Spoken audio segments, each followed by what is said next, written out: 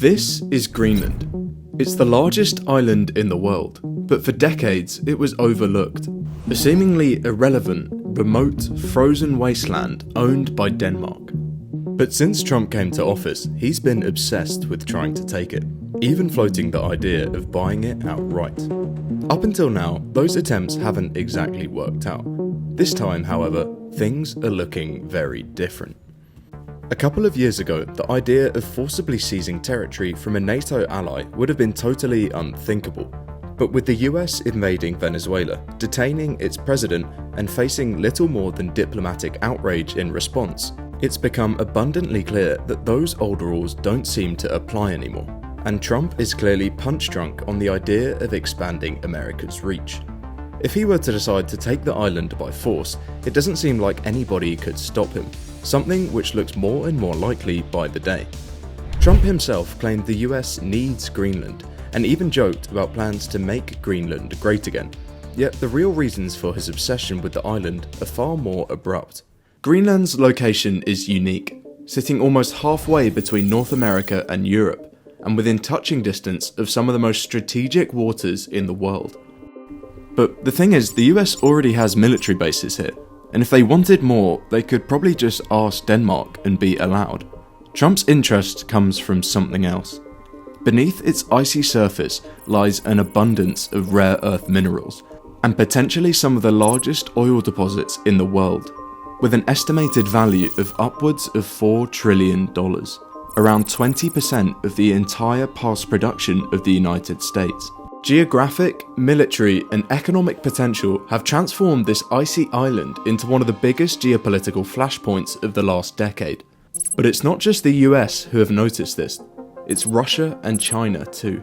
In the last few years, their presence in the Arctic has exploded. Both have invested billions in the region, from an Arctic Silk Road project to even bidding on vital infrastructure in Greenland itself. As this threat grows, the US is getting increasingly desperate and increasingly unpredictable, which raises a deeper question. What is it about Greenland that made it so valuable, and why is the US willing to risk so much to secure it?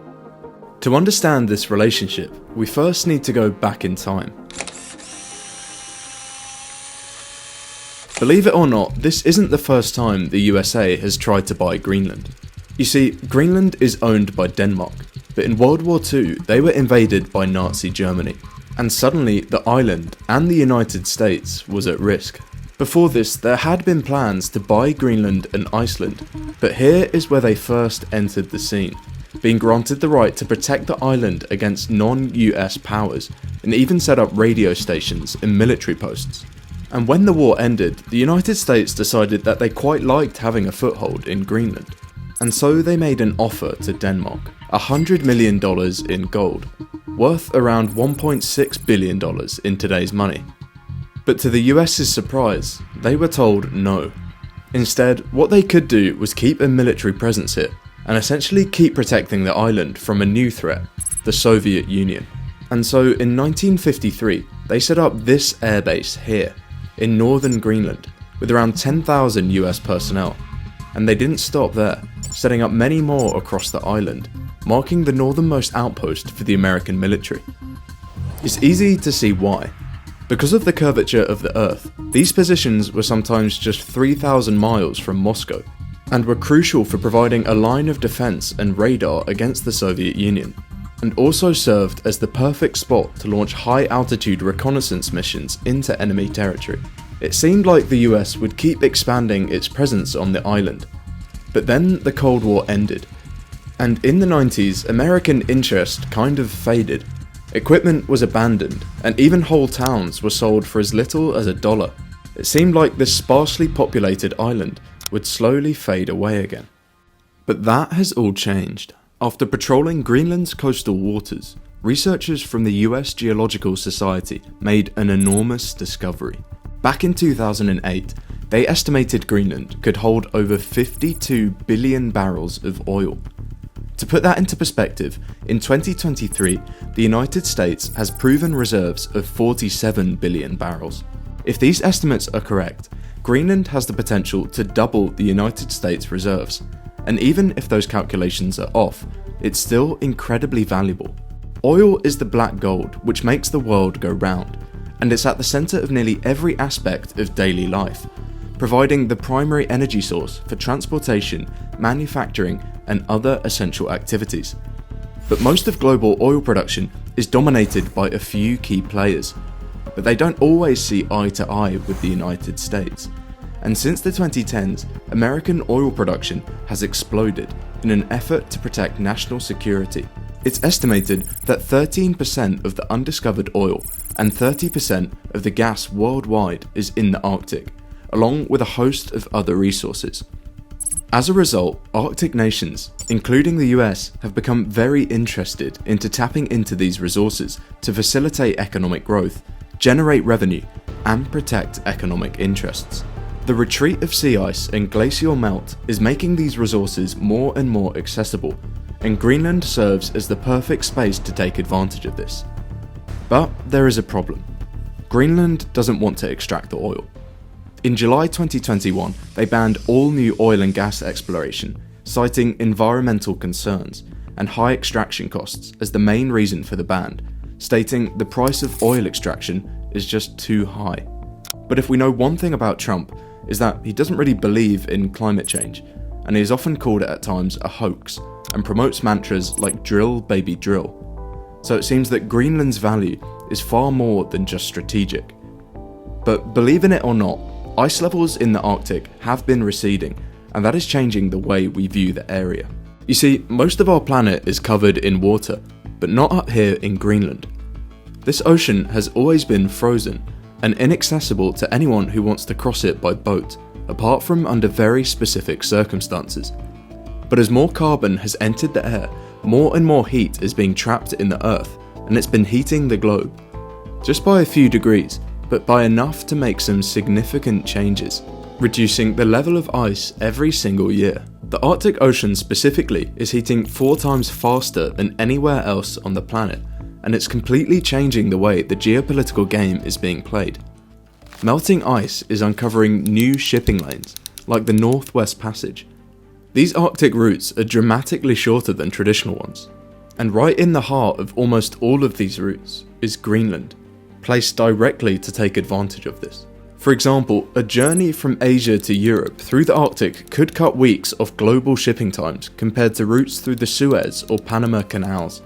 These savings in time and fuel could revolutionize global trade and tilt economic power towards the countries who control the seas, meaning any country who controls them controls the world's supply of goods, of which 80% travels by sea. And in just the last 10 years alone, the number of ships passing through the Arctic has already increased by 30%, a number which will only get bigger. But unfortunately for the United States, they are not the only player making moves in the Arctic, and this is part of the reason why Trump has labelled Greenland as critical for the future of the United States security. In recent years, Russia has been rapidly militarising its Arctic frontier, building dozens of military bases along its northern coastline. They've even gone as far as planting a flag under the North Pole to stake their claim over the Arctic territory. And even China, a nation not close to the Arctic, has stepped up its presence in the area, and even made billions of dollars of investments in Greenland itself. And even before Trump made these bold claims, the US had begun to respond, reopening the US consulate in Nuuk in 2020 for the first time since 1953, and committing $4 billion to upgrade the Toole Air Base, improving things like runways and even the local transport. And to Donald Trump and his second term in presidency, the US national security seems to be high on his agenda, or perhaps more importantly, marking America's sphere of influence. He has made remarks about Canada joining the United States, along with the Panama Canal, and even renaming the Gulf of Mexico to the Gulf of America. But his obsession with Greenland seemed more concrete, having now been a theme of both of his terms. This leaves the question, how can he buy it, and how much would it actually cost? Now, Greenland's strategic might is all well and good, and it has an incredibly valuable piece of land. But there's a problem in Trump's plan. Currently it belongs to Denmark, and they have said many times that it's not for sale. In fact, they've also just invested another $1.5 billion to boost the island's defence. For most presidents, that fact alone would put the possibility of its acquisition firmly out of the question. After all, invading another NATO member has traditionally been viewed as an absolute red line. But in today's world, that assumption is starting to look far less certain. In fact, the White House press secretary herself refused to rule anything out, saying that all options remain on the table when asked about the issue. The truth is that if the US were to go all out on an invasion and take the land by force, there isn't anybody who would be able to stop them. With that being said, this is far more likely a negotiating tactic, an attempt to pressure Denmark into coming to the table, rather than a genuine plan for war. But even if Denmark itself were willing to sell, how would they even be able to come up with a price? Modern examples of countries trading land are pretty rare these days, but there was an example somewhat similar back in 2017, where Egypt transferred sovereignty over Tiran and Sanafir Islands to Saudi Arabia in exchange for a $22 billion aid package. And while putting a precise estimate on the value of Greenland is like guessing the length of string, some estimates have been closer to $2 trillion, which even for America is a lot of money, especially for an incoming administration which wants to reduce its national debt and cut taxes. While it is technically independent, both Denmark and Greenland know that if the US comes knocking, then there's not much that really can be done. And even 50 years ago, Greenland's fate seemed tied to American power, and as of 2009, it's had the recognised right to become fully independent if it chooses. It seems then that this could be the chosen path, to convince the people of Greenland to join the United States, rather than using economic or military might. While many laughed off Trump's comments about Greenland in the first term about being just another one of his tweets, it seemed like this time there is real weight behind it. But even if America does not purchase the land, as ice continues to melt, its value and spot in the world of geopolitics is only going to rise.